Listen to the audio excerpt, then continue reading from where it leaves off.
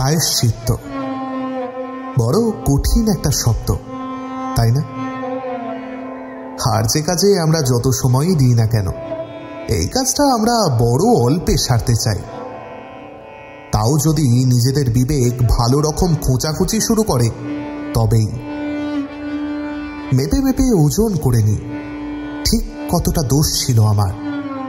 প্রায়শ্চিত্তের ওজন যেন তার চেয়ে অবশ্যই কম হয়। তবে আমাদের এই হিসেব জানা পাথর মানুষগুলোর মধ্যেই এখনো কেউ কেউ রয়ে গেছে জানেন, যাদের কাছে এই মাপের নিক্তি নেই। তারা কারোর ক্ষতির সামান্য উপলক্ষটুকু হলেও নিজেদের সবটুকু ছেড়ে দেয় সেই ক্ষতিপূরণের জন্য, সবটুকু। এরা সেই মানুষগুলো পাথরের রাজত্বে, যাদের আলাদা করে চিনে নেওয়া যায় না, কিন্তু তাও তারা থাকে, আস্ত একটা জীবন্ত হৃদয় নিয়ে থাকে।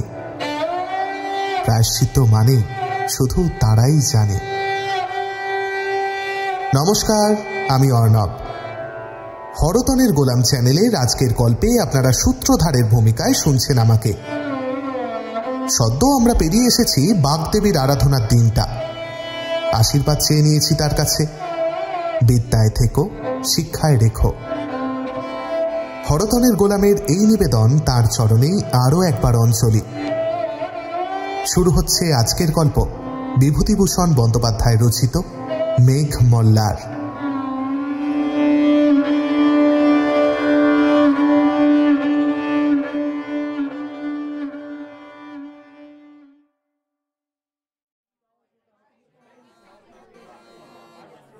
দশ পারমিতার মন্দিরে সেদিন যখন সাপুরের খেলা দেখবার জন্য অনেক মেয়ে পুরুষ মন্দির প্রাঙ্গণে একত্র হয়েছিল, তারই মধ্যে প্রদ্যুম্ন প্রথমে লোকটিকে দেখে। সেদিন ছিল জ্যৈষ্ঠ মাসের সংক্রান্তি।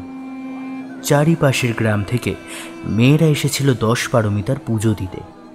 সেই উপলক্ষে অনেক সাপুরে গায়ক বাজিকর মন্দিরে একত্র হয়েছিল। অনেক মালাকার নানা রকমের সুন্দর সুন্দর ফুলের গহনা গড়ে মেয়েদের কাছে বেচবার জন্য এনেছিল। একজন শ্রেষ্ঠী মগধ থেকে দামি রেশমি শাড়ি বেচবার জন্য এনেছিল। তারই দোকানে ছিল সেদিন মেয়েদের খুব ভিড়। প্রদ্যুম্ন শুনেছিল জ্যৈষ্ঠ সংক্রান্তির উৎসব উপলক্ষে পারমিতার মন্দিরে একজন বিখ্যাত গায়ক ও বীণ বাজিয়ে আসবেন। সে মন্দিরে গিয়েছিল তাঁরই সন্ধানে। সমস্ত দিন ধরে খুঁজেও কিন্তু প্রদ্যুম্ন তাকে ভিড়ের মধ্যে থেকে বার করতে পারেনি। সন্ধ্যার কিছু পূর্বে মন্দিরের উঠোনে একজন সাপুরে অদ্ভুত অদ্ভুত সাপের খেলা দেখাতে আরম্ভ করল, আর তারই চারধারে অনেকগুলো কৌতুক প্রিয়া মেয়ে জমে গেল। ক্রমে সেখানে খুবই ভিড় হয়ে উঠল। প্রদ্যুম্নও সেখানে দাঁড়িয়ে গেল বটে, কিন্তু তার মন সাপ খেলার দিকে আদৌ ছিল না। সে ভিড়ের মধ্যে প্রত্যেক পুরুষ মানুষকে মনোযোগের সঙ্গে লক্ষ্য করছিল, যদি চেহারায় ও হাবভাবে বীণ বাজিয়ে ধরা পড়েন। অনেকক্ষণ ধরে দেখবার পর তার চোখে পড়ল একজন প্রৌঢ় ভিড়ের মধ্যে তার দিকেই চেয়ে দাঁড়িয়ে আছেন। তার পরনে অতি মলিন ও জীর্ণ পরিচ্ছদ। কি জানি কেন প্রদ্যুম্নের মনে হলো এই সেই গায়ক। প্রদ্যুম্ন লোক ঠেলে তার কাছে যাবার উদ্যোগ করতেই তিনি হাত উঁচু করে প্রদ্যুম্নকে ভিড়ের বাইরে যেতে ইঙ্গিত করলেন। বাইরে আসতে প্রৌঢ় তাকে জিজ্ঞাসা করলেন, আমি অবন্তীর গাইয়ের সুরদাস, তুমি আমাকে খুঁজছিলে না? প্রদ্যুম্ন একটু আশ্চর্য হল। প্রৌঢ় বললেন, তুমি আমার অপরিচিত নও। তোমার পিতার সঙ্গে এক সময় আমার যথেষ্ট বন্ধুত্ব ছিল। আমি কাশী গেলেই তোমার পিতার সঙ্গে দেখা না করে আসতাম না। তোমাকে ছেলেবেলায় দেখেছি, তোমার বয়স তখন খুব কম। আপনি এখানে এসে কোথায় আছেন?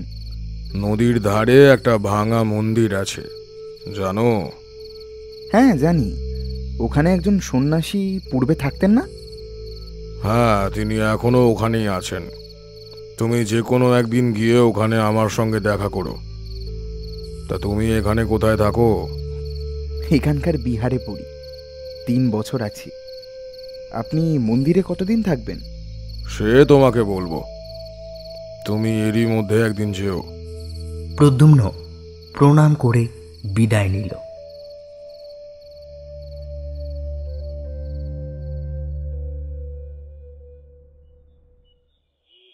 সন্ধে তখনও হয়নি। মন্দিরটা যে ছোট পাহাড়ের ওপর ছিল তারই দুপাশের ঢালু রাস্তা বেয়ে মেয়েরা উৎসব থেকে বাড়ি ফিরছিল।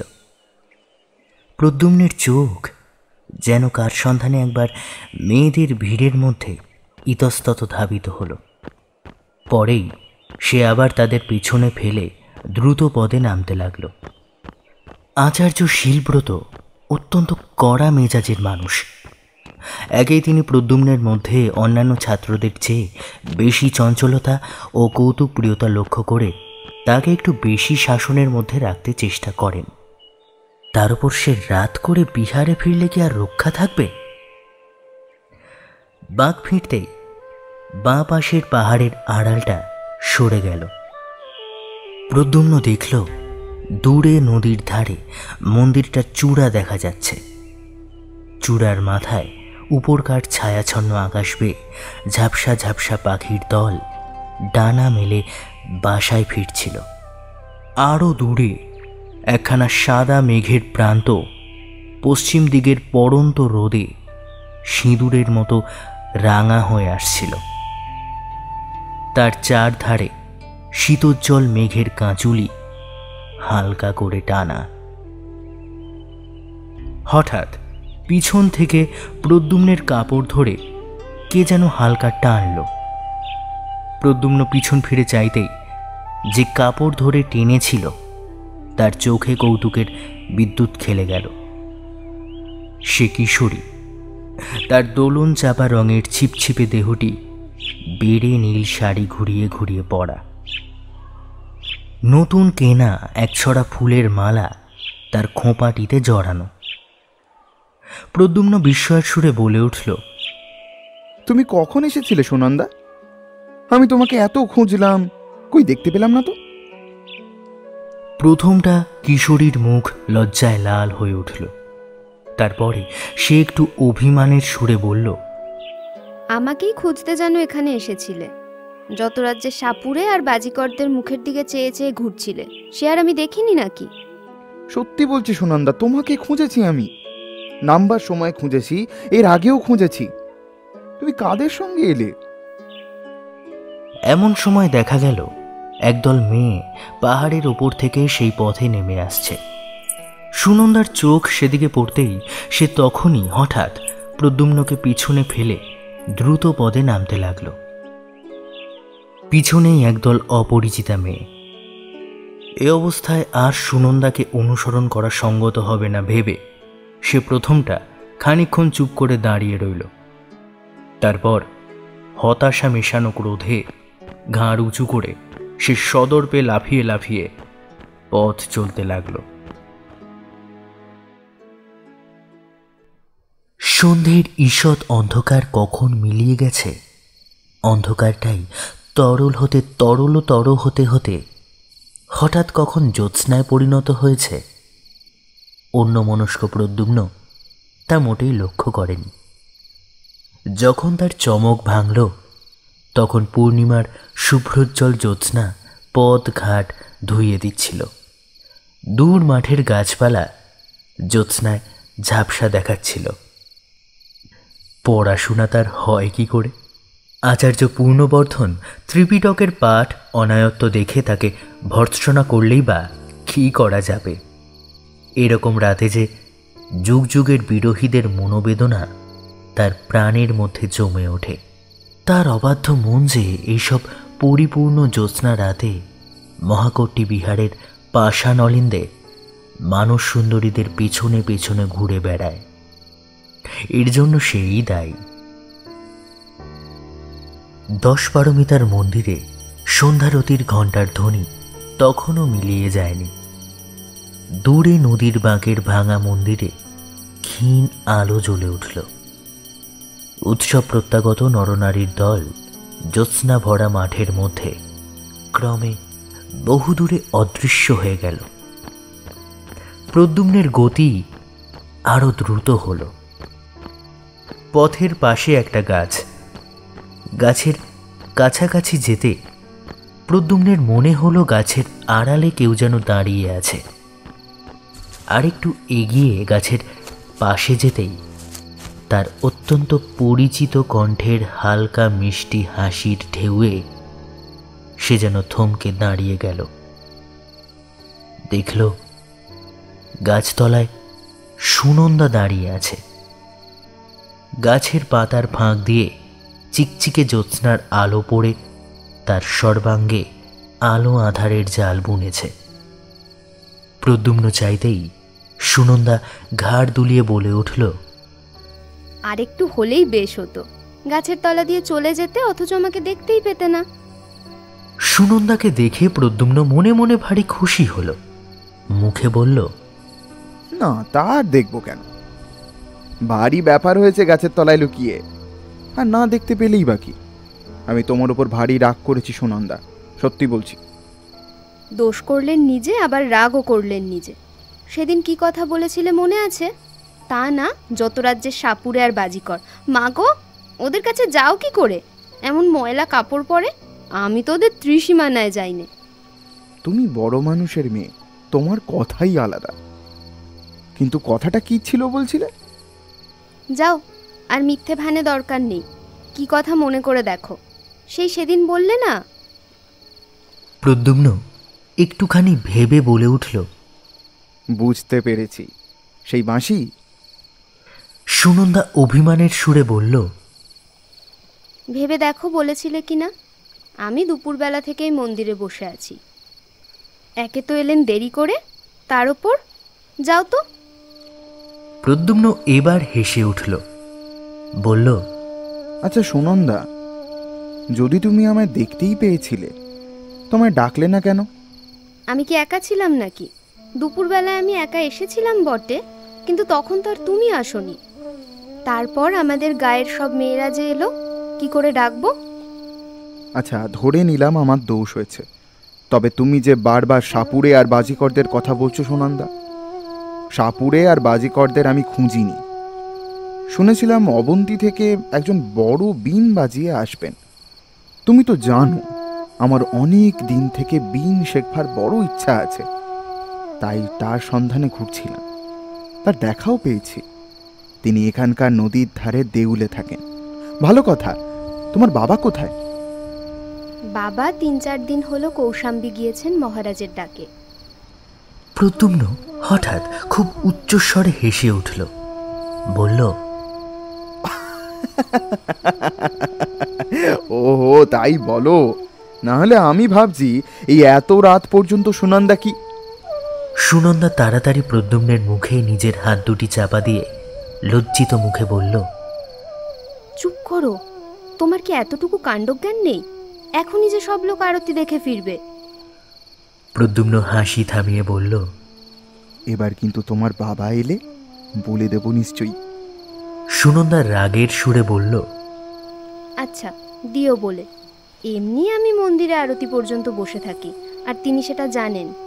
প্রদ্যুম্ন সুনন্দার সুগঠিত পুষ্পপেলব দক্ষিণ বাহুটি নিজের হাতের মধ্যে বেষ্টন করে নিয়ে তারপর বলল, আচ্ছা থাক, বলে দেব না। চলো সুনন্দা, তোমায় বাঁশি শোনাই, আমার সঙ্গেই আছে। সত্যি বলছি, তোমায় শোনাবার জন্যই এসেছিলাম। তবে ওকে খুঁজছিলাম, সত্যি বলছি, বীণটা ভালো করে শিখবো বলে। নদীর ধারে এসে কিন্তু প্রদ্যুম্ন বড় নিরুৎসাহ হয়ে পড়ল। সে বাঁশি বাজালো বটে, কিন্তু সে যেন ভাষা ভাষা সুরের সঙ্গে তাতে তার প্রাণের কোনো যোগ রইল না। তারা দুজনে নির্জনে আরও কতবার বসেছে। প্রদ্যুম্নের বাঁশি শুনতে সুনন্দা ভালোবাসত বলে প্রদ্যুম্ন যখন ওই বিহার থেকে বাইরে আসত, বাঁশিটি সঙ্গে আনত। প্রদ্যুম্নের বাঁশির অলস স্বপ্নময় সুরের মধ্য দিয়ে কতদিন উভয়ের অজ্ঞাতে রোদ ভরা মধ্যাহ্ন গিয়ে সন্ধ্যার অন্ধকার নেমে এসেছে, কিন্তু দুজনে এক হলে প্রদ্যুম্নের এরকম নিরুৎসাহ ভাব তো সুনন্দা আর কখনো লক্ষ্য করেনি।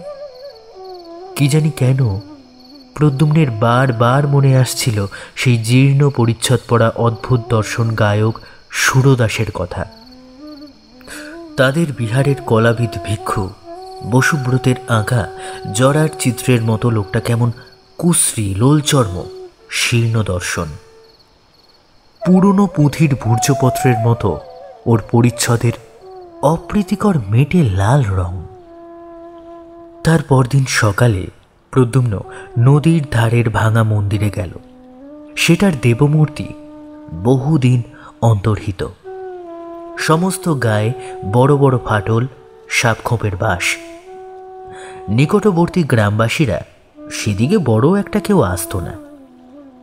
একজন আজীবন সন্ন্যাসী আজ প্রায় 7-8 মাস হলো সেখানে বাস করছেন।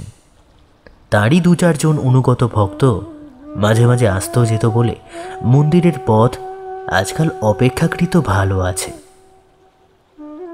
অর্ধ অন্ধকার মন্দিরের মধ্যে প্রদ্যুম্নের সঙ্গে সুরদাসের সাক্ষাৎ হল।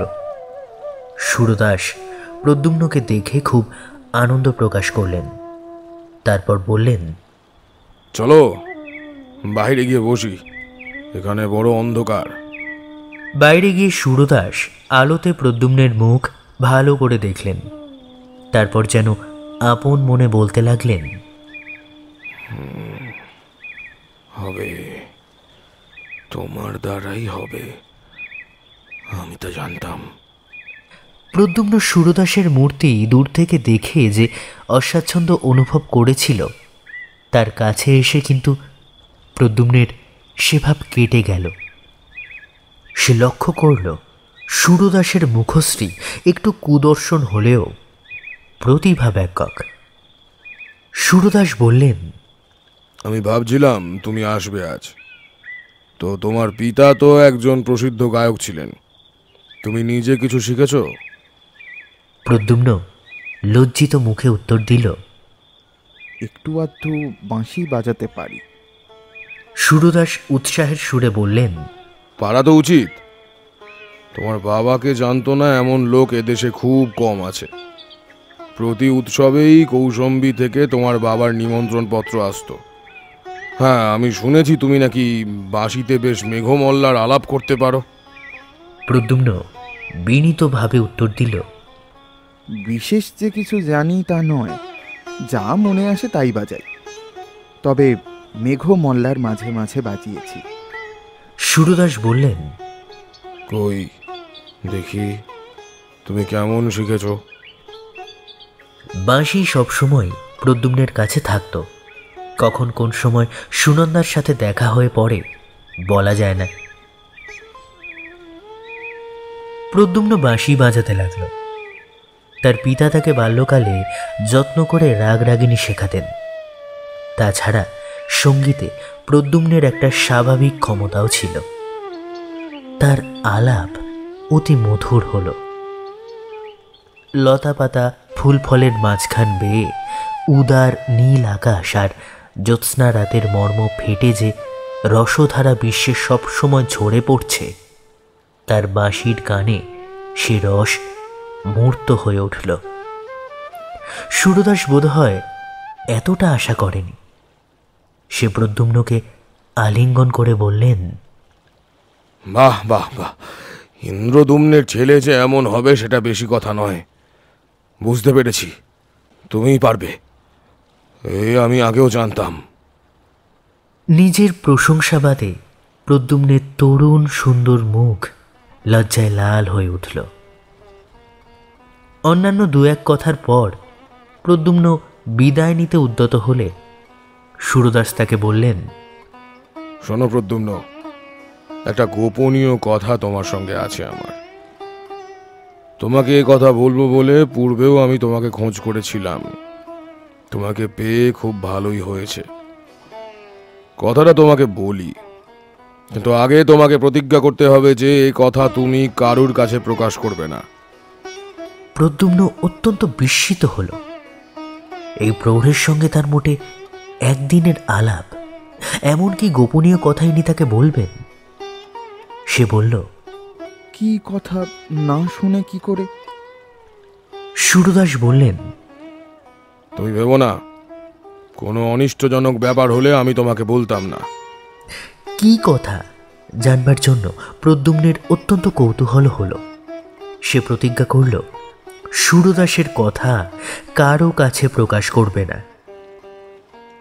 সুরদাস গলার স্বর নামিয়ে বলতে লাগলেন, নদীর ওই বড় বাঁকে যে ঢিবিটা আছে জানো, তার সামনেই বড় মাঠ। ওই ঢিবিটায় বহু প্রাচীনকালে সরস্বতী দেবীর মন্দির ছিল। শুনেছি একাদশের যত বড় বড় গায়ক ছিলেন, শিক্ষা শেষ করে সকলেই ওই মন্দিরে আগে এসে দেবীর পুজো দিয়ে তুষ্ট না করে ব্যবসা আরম্ভ করতেন না। তা সে অনেক দিন আগের কথা। তারপর মন্দির ভেঙে চুরে ওই দাঁড়িয়েছে। ওই ঢিবিতে বসে আষাঢ়ী পূর্ণিমার রাতে মেঘমল্লার নিখুঁতভাবে আলাপ করলে সরস্বতী দেবী এবং স্বয়ং গায়কের কাছে আবির্ভূত হন। এ সংবাদ এদেশে কেউ জানে না। আষাঢ়, শ্রাবণ, ভাদ্র এই 3 মাসের 3 পূর্ণিমায় প্রতিবার তাকে আনতে পারা যায়। তবে তার বরে গায়ক সঙ্গীতে সিদ্ধ হয়। তারপরে সঙ্গীত সংক্রান্ত কোনো বিষয় তখন গায়কের কাছে অজ্ঞাত থাকে না। তবে একটা কথা আছে, যে গায়ক বর প্রার্থনা করবে সে অবিবাহিত হওয়া চাই। তা আমি বলছিলাম, সামনের পূর্ণিমায় তুমি আর আমি এই বিষয়টা চেষ্টা করে দেখব, তুমি কি বলো? সুরদাসের কথা শুনে প্রদ্যুম্ন অবাক হয়ে গেল। তা কি করে হয়? আচার্য বসুব্রত কলাবিদ্যা সম্বন্ধে উপদেশ দিতে দিতে অনেকবার যে বলেছেন, কলার অধিষ্ঠাত্রী দেবী সরস্বতীর যে মূর্তি হিন্দুরা কল্পনা করে সেটা নিছক কল্পনাই, তার সঙ্গে বাস্তবের কোনো সম্পর্ক নেই। সত্যি সত্যি তাকে দেখতে পাওয়া এ কি সম্ভব? প্রদ্যুম্ন চুপ করে রইল।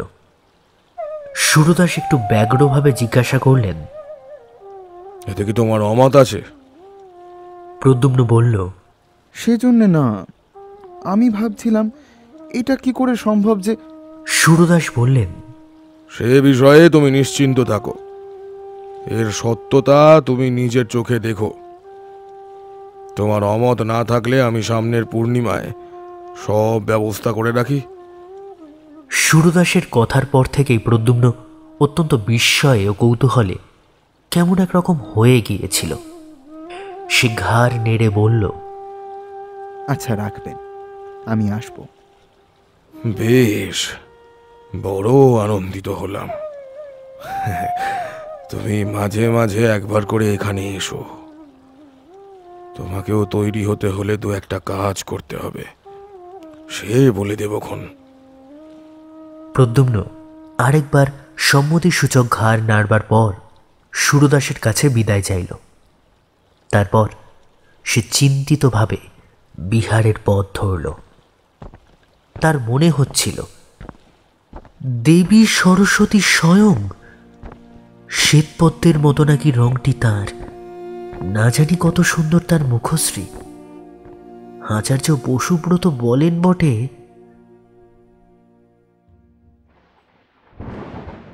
ভদ্রাবতী নদীর ধারে শাল পিয়াল তমাল বনে সেবার ঘন ঘোর বর্ষা নামল। সারা আকাশ জুড়ে কোনো বিরোহিণী পুরো সুন্দরীর অযত্ন বিন্যস্ত মেঘ বরণ চুলের রাশ এলিয়ে দেওয়া।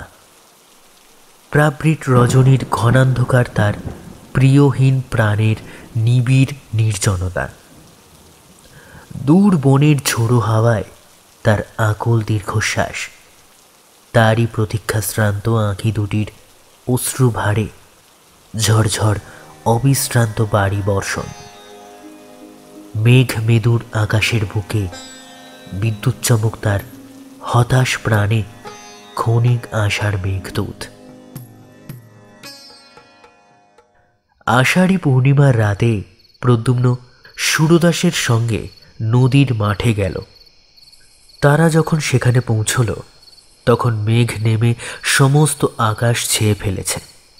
চারিদিক তরল অন্ধকারে অস্পষ্ট দেখাচ্ছে। প্রদ্যুম্ন সুরদাসের কথা মতো নদী থেকে স্নান করে এসে বস্ত্র পরিবর্তন করল। সঙ্গীর ক্রিয়াকলাপে প্রদ্যুম্ন বুঝতে পারল তিনি একজন তান্ত্রিক। তাদের বিহারে একজন ভিক্ষু ছিলেন। তিনি যোগাচার্য পদ্মসম্ভবের শিষ্য। সেই ভিক্ষুর কাছে তান্ত্রিক ক্রিয়াকলাপের কথা কিছু কিছু সে শুনেছিল। সুরদাস অনেকগুলো রক্তজবার মালা সঙ্গে করে এনেছিল। তার মধ্যে কতকগুলো তিনি নিজে পড়লেন, কতকগুলো প্রদ্যুম্নকে পড়তে বললেন। ছোট মরার মাথার খুলিতে তেল সলতে দিয়ে প্রদীপ জ্বাললেন। তার পুজোর আয়োজনে সাহায্য করতে করতে প্রদ্যুম্ন হাঁপিয়ে পড়ল। ব্যাপারটা শেষ পর্যন্ত কি দাঁড়ায় সেটা দেখার জন্য তার মনে এত কৌতূহল হচ্ছিল যে অন্ধকার রাতে একজন প্রায় অপরিচিত তান্ত্রিকের সঙ্গে একা থাকবার ভয়ের দিকটা তার একেবারেই চোখে পড়ল না। অনেক রাতে হোম শেষ হলো। সুরদাস বললেন, প্রদ্যুম্ন, তুমি এবার তোমার কাজ আরম্ভ করো। আমার কাজ শেষ হয়েছে। খুব সাবধান, তোমার কৃতিত্বের ওপর এর সাফল্য নির্ভর করছে। তার চোখের কেমন একটা ক্ষুধিত দৃষ্টি প্রদ্যুম্নের যেন ভালো লাগলো না। তারপর সে বসে এক মনে বাঁশিতে মেঘমল্লার আলাপ করল। তখন আকাশ বাতাস নীরব। অন্ধকারে সামনের মাঠটায় কিছু দেখবার উপায় নেই। শালবনের ডালপালায় বাতাস লেগে একরকম অস্পষ্ট শব্দ হচ্ছে। বড় মাঠের পাড়ে শালবনের কাছে দিকচক্রবালের ধারে নৈশ প্রকৃতি পৃথিবীর বুকের অন্ধকার শস্পসজ্জায় তার অঞ্চল বিছিয়েছে। শুধু বিশ্রাম ছিল না ভদ্রাবতীর, সে কোন অনন্তের সঙ্গে নিজেকে মিশিয়ে দেবার আকুল আগ্রহে এক টানা বয়ে চলেছে। মৃদু গুঞ্জনে আনন্দ সঙ্গীত গাইতে গাইতে কোলে তাল দিতে দিতে হঠাৎ সামনের মাঠটা থেকে সমস্ত অন্ধকার কেটে গিয়ে সারা মাঠটা তরল আলোতে প্লাবিত হয়ে গেল।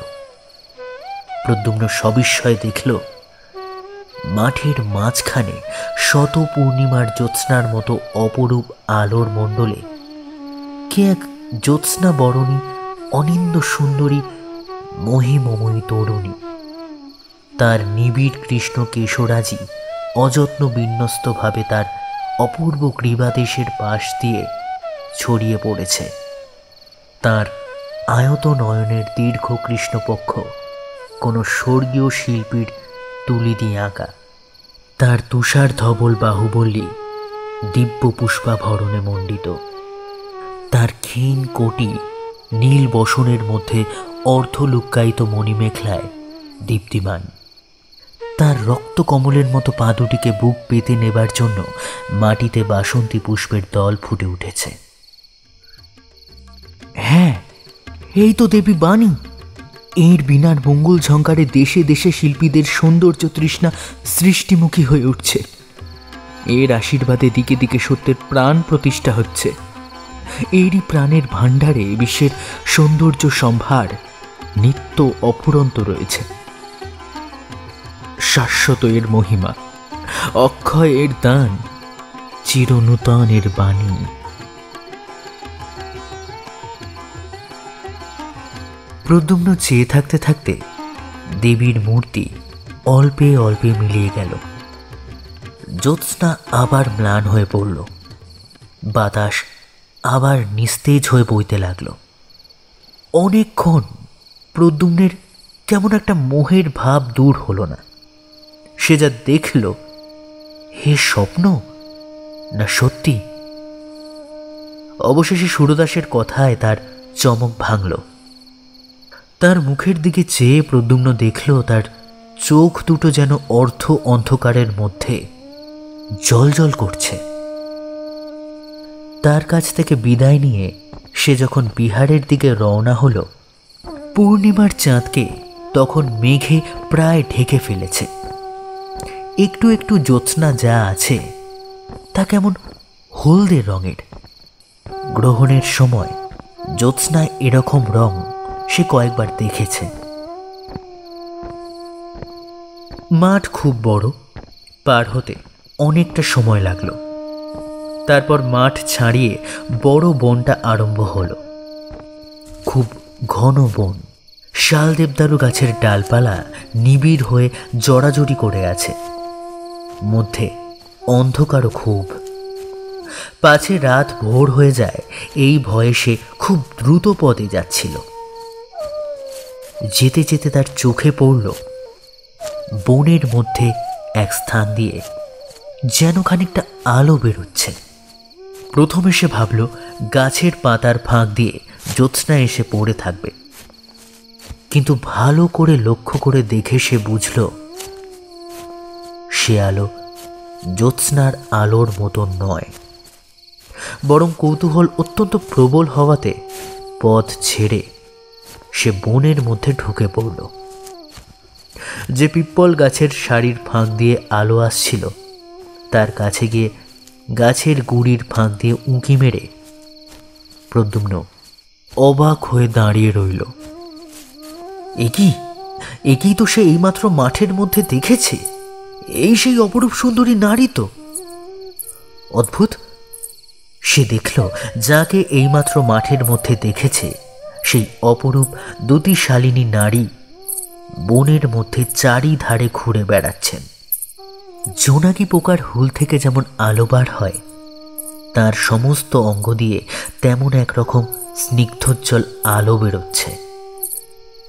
অনেক দূর পর্যন্ত বন সে আলোয় উজ্জ্বল হয়ে উঠেছে।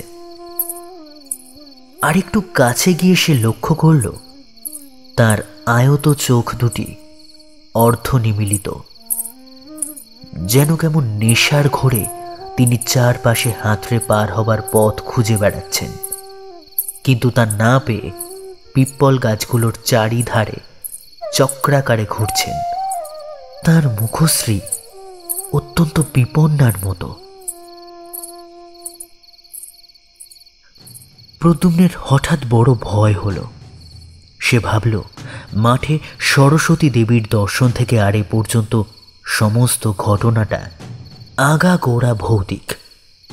এই নিশীথ রাতের শালের বনে নইলে একই কাণ্ড। সে আর সেখানে মোটেই দাঁড়ালো না। বন থেকে বার হয়ে দ্রুত হাঁটতে হাঁটতে যখন সে বিহারের উদ্যানে এসে পৌঁছল, ম্লান চাঁদ তখন কুমার শ্রেণীর পাহাড়ের পিছনে অস্ত যাচ্ছে।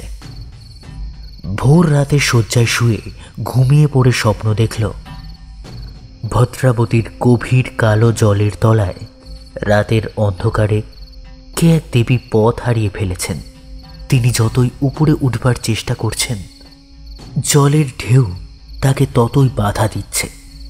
নদীর জলে তার অঙ্গের জ্যোতি ততই নিভে আসছে।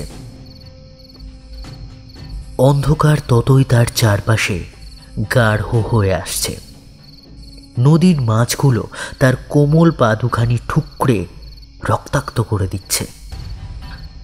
ব্যথিত দেহা বিপন্না বেপথুমতী দেবীর দুঃখ দেখে একটা বড় মাছ দাঁত বার করে হিংস্র হাসি হাসছে।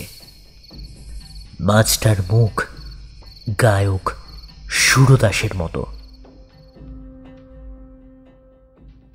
প্রদ্যুম্ন ভোরে উঠেই আচার্য পূর্ণবর্ধনের কাছে গিয়ে সুরদাসের সঙ্গে প্রথম দেখার দিন থেকে গত রাত পর্যন্ত সমস্ত ব্যাপার খুলে বলল। আচার্য পূর্ণবর্ধন বৌদ্ধ দর্শনের অধ্যাপক ছিলেন। মঠের ভিক্ষুদের মধ্যে তিনিই ছিলেন সর্বাপেক্ষা প্রাচীন ও বিজ্ঞ। এজন্য সকলেই তাকে শ্রদ্ধা করত। তিনি সব শুনে বিস্মিত হলেন। সঙ্গে সঙ্গে তার চোখের দৃষ্টি শঙ্কাকুল হয়ে উঠল। জিজ্ঞাসা করলেন, এই কথা আগে জানাওনি কেন? তিনি নিষেধ করেছিলেন, আমি তার কাছে প্রতিজ্ঞা। বুঝেছি, তবে এখন বলতে এসেছো কেন? এখন আমার মনে হচ্ছে আমি কার যেন কি একটা অনিষ্ট করে ফেলেছি। পূর্ণবর্ধন একটুখানি কি ভাবলেন, তারপর বললেন, এইরকম একটা কিছু যে ঘটবে তা আমি জানতাম। পদ্ম সম্ভব আর তার কতগুলো কাণ্ড জ্ঞানহীন তান্ত্রিক শিষ্য দেশের ধর্মকর্ম লোপ করতে বসেছে। স্বার্থ সিদ্ধির জন্য এরা না করতে পারে এমন কোনো কাজই নেই। আর প্রদ্যুম্ন, আমি বেশ দেখছি যে তোমার এই অবাধ্যতা আর অযথা কৌতুক প্রিয়তাই তোমার সর্বনাশের মূল হবে। তুমি কাল রাত্রে অত্যন্ত অন্যায় কাজ করেছ। তুমি দেবী সরস্বতীকে বন্দিনী করবার সহায়তা করেছ। এবার প্রদ্যুম্নের বিস্মিত হবার পালা। তার মুখ দিয়ে কোনো কথা বার হলো না। পূর্ণবর্ধন বললেন, এই সব কুসংসর্গ থেকে দূরে রাখবার জন্যেই আমি বিহারের কোনো ছাত্রকে বিহারের বাইরে যাওয়ার অনুমতি দিই নে। কিন্তু যাক, তুমি ছেলে মানুষ, তোমারই বা দোষ কি? আচ্ছা, এই সুরদাসকে দেখতে কি রকম বলো দেখি। প্রদ্যুম্ন সুরদাসের আকৃতি বর্ণনা করল। পূর্ণবর্ধন বললেন, আমি জানি তুমি যাকে সুরদাস বলছো তার নাম সুরদাসও নয়, বা তার বাড়ি অবন্তীতেও নয়। সে হচ্ছে প্রসিদ্ধ কাপালি গুণাঢ্য। কার্যসিদ্ধির জন্য তোমার কাছে মিথ্যা নাম বলেছে। প্রদ্যুম্ন অধীরভাবে বলে উঠল, কিন্তু আপনি যে বলেছেন। পূর্ণবর্ধন বললেন, সেই ইতিহাস বলছি শোনো। নদীর ধারে যে সরস্বতী মন্দিরের ভগ্ন স্তূপ রয়েছে, ওটা হিন্দুদের একটা অত্যন্ত বিখ্যাত তীর্থস্থান। প্রায় 200 বছর পূর্বে একজন তরুণ গায়ক ওখানে থাকত। তখন মন্দিরের খুব সমৃদ্ধির অবস্থা ছিল না, কিন্তু প্রবাদ আছে যে সেই গায়কটি মেঘমল্লারে এমন সিদ্ধ ছিল যে আষাঢ়ী পূর্ণিমার রাতে তার আলাপে মুগ্ধা হয়ে দেবী সরস্বতী স্বয়ং তার কাছে আবির্ভূতা হতেন। সেই থেকে ওই মন্দির এক প্রসিদ্ধ তীর্থস্থান হয়ে ওঠে। সেই গায়ক মারা যাওয়ার পরেও কিন্তু পূর্ণিমার রাতে সিদ্ধ গায়কে মল্লার আলাপ করলেই দেবী যেন কোনো টানে তার কাছে এসে পড়েন। এই গুণাঢ্য একবার অবন্তীর প্রসিদ্ধ গায়ক সুরদাসের সঙ্গে ওই ঢিবিতে উপস্থিত ছিল। সুরদাস মেঘ মল্লারে সিদ্ধ ছিলেন। তার গানে নাকি সরস্বতী দেবী তার সম্মুখে আবির্ভূতা হয়ে তাকে বর প্রার্থনা করতে বলেন। সুরদাস প্রার্থনা করেন তিনি যেন দেশের সঙ্গীতজ্ঞ ব্যক্তিদের মধ্যে শ্রেষ্ঠ আসন প্রাপ্ত হন। সরস্বতী দেবী তাঁকে সেই বরই দেন। তারপর দেবী যখন গুণাঢ্যকে বর প্রার্থনার কথা বলেন, তখন সে দেবীর রূপে মুগ্ধ হয়ে তাঁকেই প্রার্থনা করে বসে। সরস্বতী দেবী বলেছিলেন, তাঁকে পাওয়া নির্গুণের কাজ নয়। সে নামে গুণাঢ্য হলেও কার্যত তার এমন কোনো কলাতেই নিপুণতা নেই যে তাঁকে পেতে পারে। কিন্তু সেই জন্য অনেক জীবন ধরে সাধনার প্রয়োজন। সরস্বতী দেবী অন্তর্হিতা হওয়ার পর মূর্খ গুণাঢ্যের মোহ আরো বেড়ে যায়, আর সেই সঙ্গে সঙ্গে দেবীর ওপর তার অত্যন্ত রাগ হয়। সেই তন্ত্রোক্ত মন্ত্র বলে দেবীকে বন্দিনী করবার জন্য উপযুক্ত তান্ত্রিক গুরু খুঁজতে থাকে। আমি জানি সে এক সন্ন্যাসীর কাছে তন্ত্রশাস্ত্রের উপদেশ নিত। সন্ন্যাসী কিছুদিন পরে তার তন্ত্র সাধনার হীন উদ্দেশ্য বুঝতে পেরে তাকে দূর করে দেন। এসব কথা এদেশের সকল প্রাচীন লোকেও জানেন। আমি তারপর অনেক দিন গুণাঢ্যের আর কোনো সংবাদ জানতাম না। ভেবেছিলাম সে এদেশ থেকে চলে গিয়েছে, কিন্তু এখন তোমার কথা শুনে আমার মনে হচ্ছে কাল রাত্রে সে কৃতকার্য হয়েছে বোধ হয়। এতদিন ওই উদ্দেশ্যেই সে কোথাও তন্ত্র সাধনা করছিল। যাগে, তুমি এখনই গিয়ে সন্ধান করো মন্দিরে সে আছে কিনা। যদি থাকে আমায় সংবাদ দিও। প্রদ্যুম্ন সেখানে আর এক মুহূর্ত দাঁড়ালো না। সে ছুটে গিয়ে বিহারের উদ্যানে পড়ল। তখন রোদ বেশ ফুটে উঠেছে। বিহারের পাঠার্থীদের সমবেত কণ্ঠের স্তোত্রগান তার কানে আসছিল। যেতে যেতে সে দেখল উদ্যানের এক প্রান্তে একটা বড় জাম গাছের ছায়ায় চিত্রকর ভিক্ষু বসুব্রত হরিণ চর্মের আসনে বসে বোধহয় কি আঁকছেন, কিন্তু তার মুখে অতৃপ্তি ও অসাফল্যের একটা চিহ্ন আঁকা।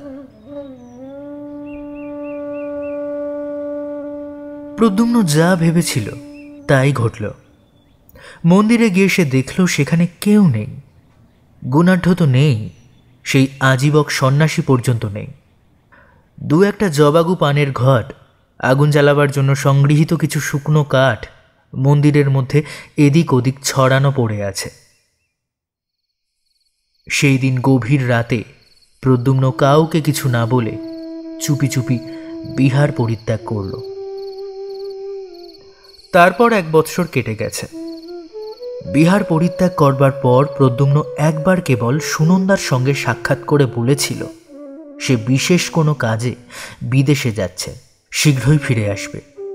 এই 1 বৎসর সে কাঞ্চি, উত্তর কোশল ও মগধের সমস্ত স্থান খুঁজেছে, কোথাও গুণাঢ্যের সন্ধান পায়নি। তবে বেড়াতে বেড়াতে কতগুলি কৌতূহলজনক কথা তার কানে গিয়েছে। মগধের প্রসিদ্ধ ভাস্কর মিহিরগুপ্ত রাজার আদেশ মতো ভগবান তথাগতের মূর্তি তৈরি করতে আদিষ্ট হয়েছিলেন।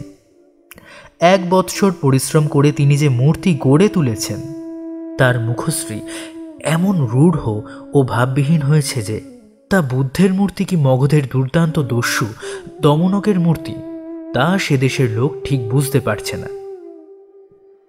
তক্ষশিলার বিখ্যাত দার্শনিক পণ্ডিত যমুনাচার্য মীমাংসা দর্শনের ভাষ্য প্রণয়ন করতে নিযুক্ত ছিলেন। হঠাৎ তার নাকি এমন দুর্দশা ঘটেছে যে তিনি আর সূত্রের অর্থ করে উঠতে না পেরে আবার বৈদিক ব্যাকরণের সুবন্ত প্রকরণ থেকে পড়তে আরম্ভ করেছেন। মহাকঠি বিহারের চিত্রবিদ্যা শিক্ষক ভিক্ষু বসুব্রত বুদ্ধ ও সুজাতা নামক তাঁর চিত্রখানা বৎসরাবধি চেষ্টা করেও মনের মতো করে এঁকে উঠতে না পেরে বিরক্ত হয়ে ওদিক একেবারে ছেড়ে দিয়ে সম্প্রতি নাকি শাকুন শাস্ত্রের চর্চায় অত্যন্ত উৎসাহ দেখাচ্ছেন। একদিন প্রদ্যুম্ন সন্ধান পেল উড়ুবিল্ব গ্রামের কাছে একটা নির্জন স্থানে একজন গো চিকিৎসক এসে বাস করছেন। তার চেহারার বর্ণনার সঙ্গে সুরদাসের আকৃতির অনেকটা মিল হলো। তখনই সে গ্রামে গিয়ে অনেককে জিজ্ঞাসা করল, কিন্তু গো চিকিৎসকের সন্ধান কেউ দিতে পারল না। সেদিন ঘুরতে ঘুরতে অবসন্ন অবস্থায় উড়ুবিল্ব গ্রামের প্রান্তের একটা বড় বটগাছের ছায়ায় প্রদ্যুম্ন বসেছে। সন্ধে তখনও নামেনি, ঝিরঝিরে বাতাসে গাছের পাতাগুলো নাচছে। পাশে মাঠে পাকা শস্যের শীষগুলো সোনার মতো চিকমিক করছে। একটু দূরে একটা ডোবার মতো জলাশয়ে বিস্তর কুমুদ ফুল ফুটে আছে। অনেক বন্য হংস তার জলে খেলা করছে। সামনে একটু দূরে একটা ছোট পাহাড়, পাহাড়ের গায়ে একটা ঝর্ণা। পাহাড়ের নিচে এক জায়গায় ঝর্ণার জল খানিকটা আটকে গিয়ে ওই ডোবার মতো জলাশয়টা তৈরি করেছে।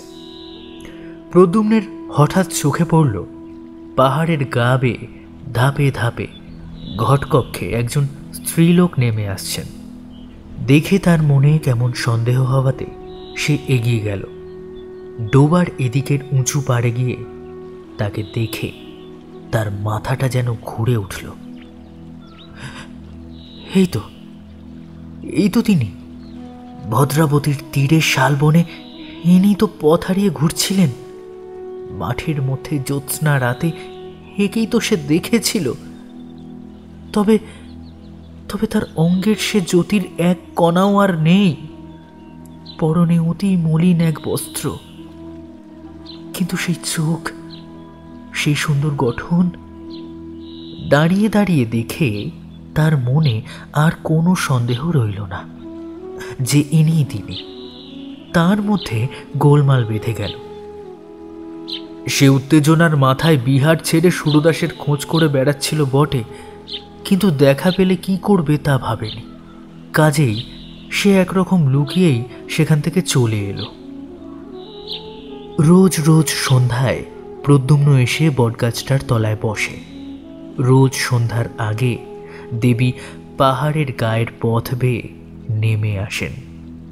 আবার সন্ধ্যার সময় ঘটকক্ষে ধাপে ধাপে উঠে চলে যান। সে রোজ বসে দেখে। এই রকম কিছুদিন কেটে গেল। একদিন প্রদ্যুম্ন মাঠের গাছতলায় চুপ করে বসে আছে। সেই সময় দেবী জলাশয়ে নামলেন। সেও কি ভেবে ডোবার এদিকের পাড়ের দিকে দাঁড়ালো। দেখল দেবী ঘট নামিয়ে রেখে কুমুদ ফুল সংগ্রহে বড় ব্যস্ত। একটা বড় ফুল জলাশয়ের এপারের দিকে এগিয়ে বেশি জলে ফুটেছিল। তিনি সেটা সংগ্রহের জন্য খানিকটা বৃথা চেষ্টা করবার পর চোখ তুলে অপর পাড়ে প্রদ্যুম্নকে দেখতে পেয়ে হঠাৎ একটু অপ্রতিভের হাসি হাসলেন। তারপর হাসি মুখে তার দিকে চেয়ে বললেন, ফুলটা আমায় তুলে দেবে? দি, যদি আপনি এক কাজ করেন। কি বলো? আমায় কিছু খেতে দেবেন? আমি সমস্ত দিন কিচ্ছু খাইনি। দেবীর মুখে ব্যথার চিহ্ন দেখা দিল। বললেন, আহা, তা এতক্ষণ কেন বলনি? এবার এসো, থাকবে ফুল। প্রদ্যুম্ন জলে নেমে ফুলটা সংগ্রহ করে ওপারে গেল। দেবী বললেন, তুমি মাঠের মাঝের ওই বড় গাছটার তলায় রোজ বসে থাকো না? প্রদ্যুম্ন তার হাতে ফুলটা দিয়ে বললে, হ্যাঁ, আমিও দেখি আপনি সন্ধ্যের সময় রোজই জল নিতে আসেন। দেবী হাসি মুখে বললেন, ওই পাহাড়ের ওপরেই আমাদের ঘর। এসো তুমি আমার সঙ্গে, তোমায় খেতে দিই গে। হঠাৎ দেবী যেন কেমন এক প্রকার বিহবল চোখে চারিদিকে চাইলেন। তারপর পাহাড়ের গায়ে কাটা ধাপ বেয়ে উঠতে লাগলেন। প্রদ্যুম্ন পিছনে পিছনে চলল। পাহাড়ের উপরে উঠে গিয়ে একটু দূরে বুনো বাঁশঝাড়ের আড়ালে বেশ পরিষ্কার পরিচ্ছন্ন একটা ছোট্ট কুটির। দেবী বন্ধ দুয়ার খুলে ঘরের মধ্যে গিয়ে প্রদ্যুম্নকে বললেন, এসো। প্রদ্যুম্ন দেখল কুটিরে কেউ নেই। জিজ্ঞাসা করল, আপনি কি এখানে একা থাকেন? দেবী বললেন, না, এক সন্ন্যাসী আমায় এখানে সঙ্গে করে এনেছেন। তিনি কি করেন জানি নে, কিন্তু মাঝে মাঝে এখান থেকে চলে যান।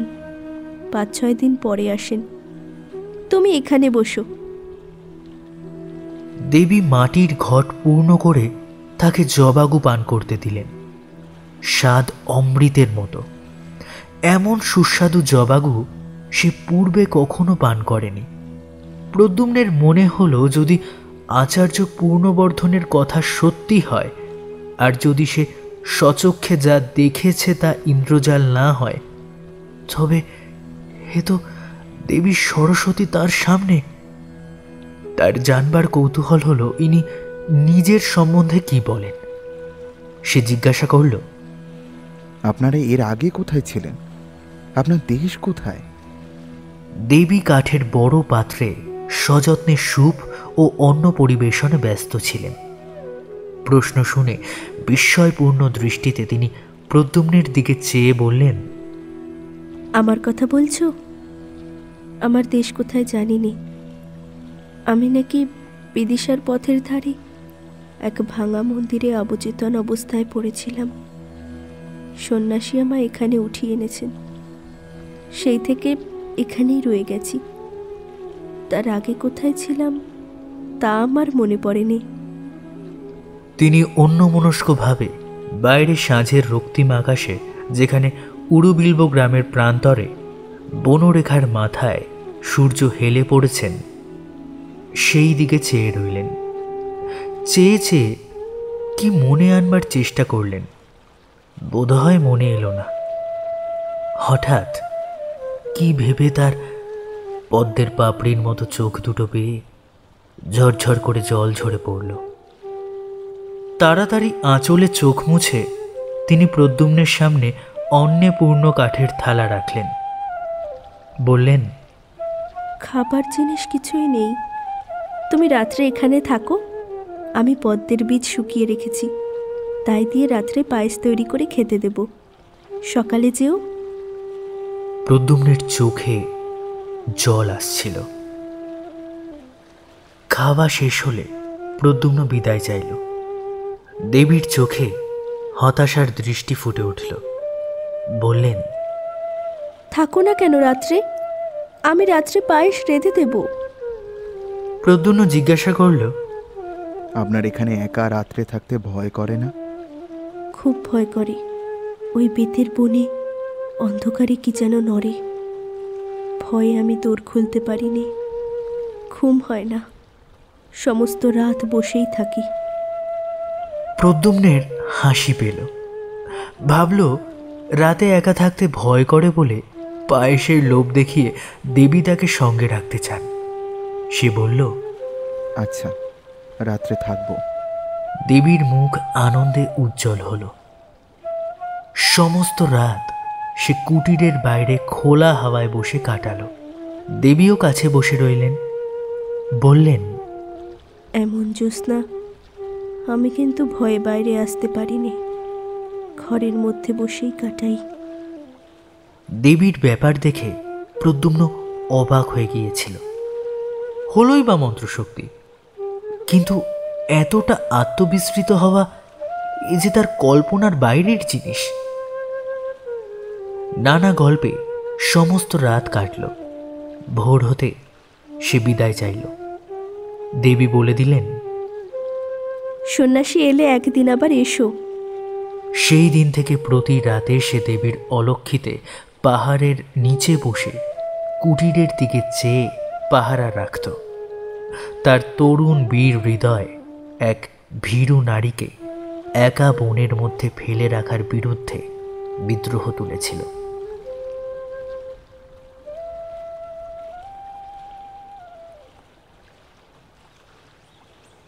দশ 15 দিন কেটে গেল। এক দিন প্রদ্যুম্ন শুনত দেবী অনেক রাতে একা গান করছেন। সে গান পৃথিবীর মানুষের গান নয়, সে গান প্রাণধারার আদিম ঝর্ণার গান, সৃষ্টিমুখী নীহারিকাদের গান, অনন্ত আকাশে দ্বিঘারা কোনো পথিক তারার গান। একদিন দুপুরবেলা কে তাকে বলল, তুমি যে গোবৈদ্যের কথা বলছিলে তাকে এইমাত্র দেখে এলাম, পথের ধারে পুকুর এসে স্নান করছে। শুনে ছুটতে ছুটতে গিয়ে সে পুকুরের ধারে উপস্থিত হলো। দেখল সত্যি গুণাঢ্য পুকুরের ধারে বস্ত্রাদির পুঁটুলি নামিয়ে রেখে পুকুরে স্নান করতে নেমেছেন। সে অপেক্ষা করতে লাগল। একটু পরে গুণাঢ্য বস্ত্র পরিবর্তন করে উপরে উঠে প্রদ্যুম্নকে দেখে কেমন যেন হয়ে গেলেন। বললেন, তুমি এখানে? প্রদ্যুম্ন বলল, আমি এখানে কেন তা বুঝতে পারেননি? গুণাঢ্য বললেন, তুমি এখন বলেছ বলে নয় প্রদ্যুম্ন, আমি এই কাজ করবার পরে যথেষ্ট অনুতপ্ত আছি। প্রতি রাতে ভয়ানক স্বপ্ন দেখি, কারা যেন বলছে তুই যে কাজ করেছিস এর শাস্তি অনন্ত নরক। আমি এই জন্যেই আজ এক পক্ষের ওপর আমার গুরু সেই অজীবক সন্ন্যাসীর কাছে গিয়েছিলাম। তারই কাছে বশীকরণ মন্ত্র আমি শিক্ষা করি। এর এমনই শক্তি যে ইচ্ছা করলে আমি যাকে ইচ্ছা বাঁধতে পারি, কিন্তু আনতে পারিনি। মন্ত্রের বন্ধনের শক্তি থাকলেও আকর্ষণী শক্তি নেই। এই জন্য আমি তোমার সঙ্গ নিয়েছিলাম। আমি নিজে সঙ্গীতের কিছুই জানি না যে তা নয়, কিন্তু আমি জানতাম যে তুমি মেঘমল্লারের সিদ্ধ। তোমার গানে দেবী ওখানে আসবেনি। এলে তারপর মন্ত্রে বাঁধব। এর আগে আমার বিশ্বাসই ছিল না যে এমন একটা ব্যাপার হওয়া সম্ভব। একটা মন্ত্রের গুণ পরীক্ষা করবার কৌতূহলেই আমি এই কাজ করি। প্রদ্যুম্ন বলল, এখন এখন আমার গুরুর কাছ থেকেই আসছি। তিনি সব শুনে একটা মন্ত্র শিক্ষা দিয়েছেন। এটা পূর্ব মন্ত্রের বিরোধী শক্তি সম্পন্ন। সেই মন্ত্রপ্লুত জল দেবীর গায়ে ছড়িয়ে দিলে তিনি আবার মুক্ত হবেন বটে, কিন্তু তার কোনো উপায় নেই। প্রদ্যুম্ন জিজ্ঞাসা করল, উপায় নেই কেন? যে ছিটিয়ে দেবে সে চিরকালের জন্য পাষাণ হয়ে যাবে। আমার পক্ষে দুদিকই যখন সমান, তখন তাকে বন্দিনী রাখাই আমার ভালো। রাগ করো না প্রদ্যুম্ন, ভেবে দেখো, মৃত্যুর পর হয়তো পরজগৎ আছে, কিন্তু পাষাণ হওয়ার পর তা আমি পারবো না। আত্মবিস্মৃতা বন্দিনী দেবীর চোখ দুটির করুণ অসহায় দৃষ্টি প্রদ্যুম্নের মনে এলো। যদি তা না হয়, তাহলে তাকে যে চিরদিন বন্দিনী থাকতে হবে। যুগে যুগে যে উদার উচ্চ প্রেরণা আগে থেকে তরুণদের নির্মল প্রাণে পৌঁছায়, আজও প্রদ্যুম্নের বেলায় তার ঢেউ এসে লাগল। সে ভাবল। হঠাৎ গুণাঢ্যের দিকে চেয়ে সে বলল, চলুন, আপনার সঙ্গে যাব। আমায় সে মন্ত্রপুত জল আপনি দেবেন। গুণাঢ্য বিস্ময়ে প্রদ্যুম্নের দিকে চেয়ে বললেন, বেশ করে ভেবে দেখো, এ ছেলে খেলা নয়, এ কাজ। প্রদ্যুম্ন বলল, চলুন আপনি। তারা যখন কুটিরের কাছাকাছি এলো, তখন গুণাঢ্য বললেন, প্রদ্যুম্ন, আর একবার ভালো করে ভেবে দেখো, কোনো মিথ্যা আশায় ভুলো না। এ থেকে তোমার উদ্ধার করার ক্ষমতা কারুর হবে না, দেবীরও না। মন্ত্র বলে তোমার প্রাণ শক্তি চিরকালের জন্য জড় হয়ে যাবে। বেশ বুঝে দেখো, মন্ত্রশক্তি নির্মম, অমোঘ, কাউকে রেহাই দেবে না। প্রদ্যুম্ন বললে, আপনি কি ভাবেন আমি ওসব কিছু গ্রাহ্য করি? কিচ্ছু না, চলুন। কুটিরে তারা যখন গিয়ে উপস্থিত হলো, তখন রোদ বেশ পড়ে এসেছে। দেবী কুটিরের বাইরে ঘাসের ওপর অন্যমনস্কভাবে চুপ করে বসেছিলেন। প্রদ্যুম্নকে আসতে দেখে তিনি অত্যন্ত আনন্দিত হলেন। হাসি মুখে বললেন, এসো এসো, আমি তোমার কথা প্রায়ই ভাবি। তোমায় সেদিন কিছু খেতে দিতে না পেরে আমার মন খুবই খারাপ হয়ে গেছিল। তারপর তিনি দুজনকে খেতে দেবার জন্যে ব্যস্ত হয়ে কুটিরের মধ্যে চলে গেলেন। প্রদ্যুম্ন বলল, কই, আমায় সে মন্ত্রপ্লুত জল দিন তবে। সত্যি তাহলে তুমি এতে প্রস্তুত? আমায় আর কিছু বলবেন না, জল দিন। দেবী কুটিরের মধ্যে আহারের স্থান করে দুজনকে খেতে দিলেন। আহার আদি যখন শেষ হল, তখন সন্ধ্যার আর বেশি দেরি নেই। বেতস বনে ছায়া নেমে আসছে। রাঙা সূর্য আবার উড়ুবিল্ব গ্রামের ওপর ঝুলে পড়েছে। গোধূলির আলোয় দেবীর মুখপদ্মে অপরূপ শ্রী ফুটে উঠল।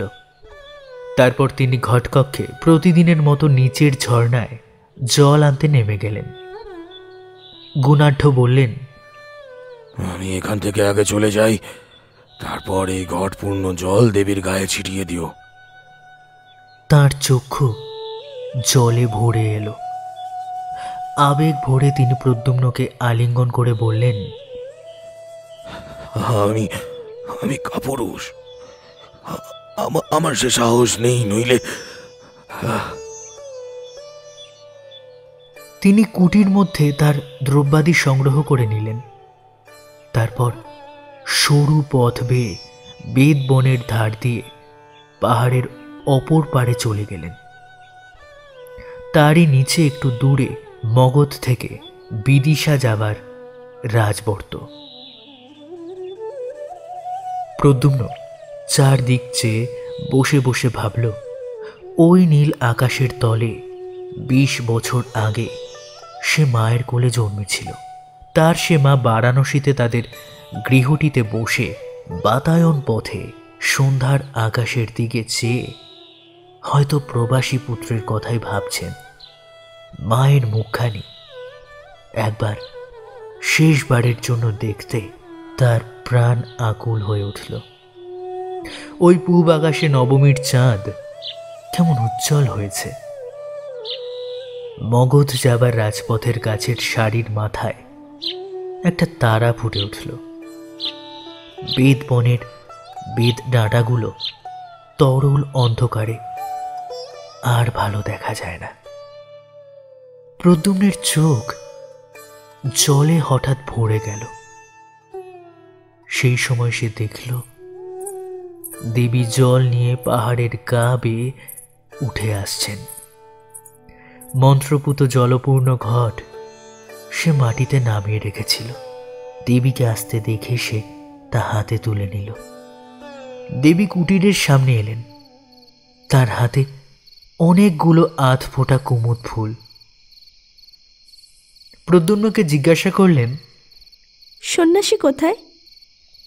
প্রদ্যুম্ন বলল, তিনি আবার কোথায় চলে গেলেন? আজ আর আসবেন না? মা, না জেনে তোমার উপর অত্যন্ত অন্যায় আমি করেছি মা। আজ তারই শাস্তি আমাকে নিতে হবে।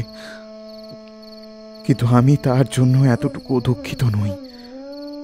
যতক্ষণ জ্ঞান লুপ্ত না হয়ে যায় ততক্ষণ এই ভেবে আমার সুখ যে বিশ্বের সৌন্দর্য লক্ষ্মীকে অন্যায় বাঁধন থেকে মুক্ত করার অধিকার আমি পেয়েছি।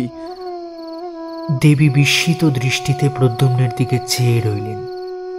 প্রদ্যুম্ন বলল, শুনুন, আপনি বেশ করে মনে করে দেখুন, আপনি কোথা থেকে এসেছিলেন? দেবী বললেন, কেন, আমি তো বিদিশার পথের ধারে। প্রদ্যুম্ন এক অঞ্জলি জল তার সর্বাঙ্গে ছিটিয়ে দিল। সদ্য নিদ্রোত্থিতার মতো দেবী যেন চমকে উঠলেন। প্রদ্যুম্ন দৃঢ় হস্তে আরেক অঞ্জলি জল দেবীর সর্বাঙ্গে ছড়িয়ে দিল। নিমেষের জন্য তার চোখের সামনে বাতাসে এক অপূর্ব সৌন্দর্যের স্নিগ্ধ প্রসন্ন হিল্লোল বয়ে গেল। তবে তার সারা দেহ মন আনন্দে শিউরে উঠল। সঙ্গে সঙ্গে তার মনে এলো বারাণসীতে তাদের গৃহে সন্ধ্যার আকাশে বদ্ধ আঁখি বাতায়ন পথবর্তিনী তার মা।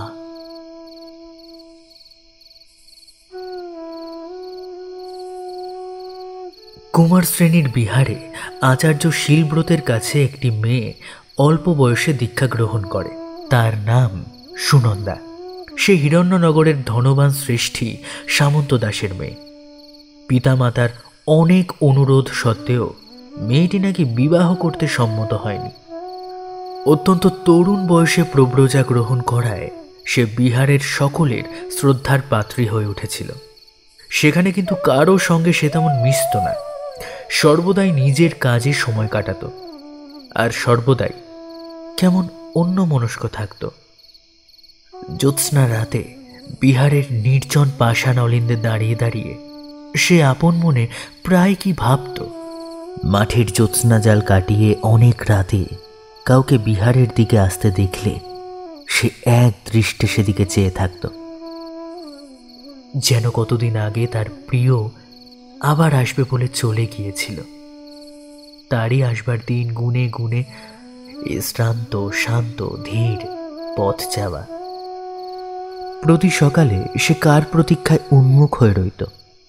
সকাল কেটে গেলে ভাবত বিকালে আসবে, বিকাল কেটে গেলে ভাবত সন্ধ্যায় আসবে। দিনের পর দিন, মাসের পর মাস, এরকম কত সকাল সন্ধ্যা কেটে গেল, কেউ এলো না। তবু মেয়েটি ভাবত আসবে, আসবে, কাল আসবে। পাতার শব্দে চমকে উঠে চেয়ে দেখত, এতদিনে বুঝিয়ে এলো। এক এক রাতে সে বড় অদ্ভুত স্বপ্ন দেখত। কোথাকার যেন কোনো এক পাহাড়ের ঘন বেতের জঙ্গল আর বাঁশের বনের মধ্যে লুকানো এক অর্ধভগ্ন পাষাণ মূর্তি। নিঝুম রাতে সে পাহাড়ের বেত গাছ হাওয়ায় দুলছে, বাঁশ বনে শিট শিট শব্দ হচ্ছে। দীর্ঘ দীর্ঘ বেত ডাঁটার ছায়ায় পাষাণ মূর্তিটার মুখ ঢাকা পড়ে গেছে। সে অন্ধকার অর্ধ রাতে জনহীন পাহাড়টার বাঁশগুলোর মধ্যে ঝোড়ো হাওয়া ঢুকে কেবলই বাজছে মেঘমল্লার। ভোরে উঠে রাতের স্বপ্ন দেখে আশ্চর্য হয়ে যেত সুনন্দা। কোথায় পাহাড়, কোথায় বেদবন, কার ভাঙা মূর্তি, কিসের এসব অর্থহীন দুঃস্বপ্ন?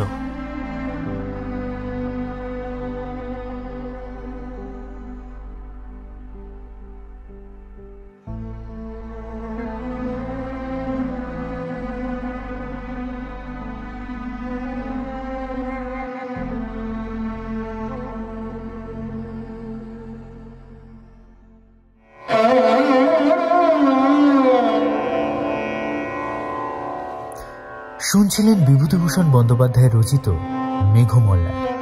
আজও কোনো কোনো সরস্বতী পুজোর দিন চারদিক মেঘলা করে বৃষ্টি আসে অঝরে, তখন এই গল্পটি পড়তে হয়। আকাশ থেকে জল পড়ে, জল সে তো শুধু জল নয়, দেবীর চোখের জল, দেবীর অশ্রু। আজকের গল্পে সূত্রধারের ভূমিকায় রয়েছেন Bengali classics by Arnab channel থেকে আমাদের সকলের প্রিয় অর্ণব দা। অর্ণব দাকে অসংখ্য ধন্যবাদ আমাদের পাশে থাকার জন্য। প্রদ্যুম্নের চরিত্রে রক্তিম, গুণাঢ্যের চরিত্রে ইভান, সুনন্দার চরিত্রে সৌমিলি, আচার্য পূর্ণবর্ধনের চরিত্রে প্রীতম মুখোপাধ্যায়, দেবী সরস্বতীর ভূমিকায় প্রাহী, অন্যান্য চরিত্র প্রভাকর, আবহ আর্যদেব, বিশেষ সহযোগিতা ও পোস্টার ডিজাইনে শাওন, গল্প পাঠ, সমগ্র পরিচালনা পরিকল্পনায় আমি প্রভাকর। অসংখ্য ধন্যবাদ হরর স্কোপ অফিসিয়াল ফ্যামিলি ও এসো গল্প পড়িকে আমাদের সহযোগিতা করবার জন্য। আজকের গল্পটি কেমন লাগলো অবশ্যই জানান আমাদের ইউটিউব কমেন্ট বক্সে। ভালো লাগলে একটু কষ্ট করে লাল বাটনটা প্রেস করে সাবস্ক্রাইব করুন আমাদের চ্যানেলটি এবং লাইক করুন। আগামী পর্বে আরও একটি ক্লাসিক গল্প নিয়ে আমরা হাজির হব। ততদিন ভালো থাকুন, সুস্থ থাকুন।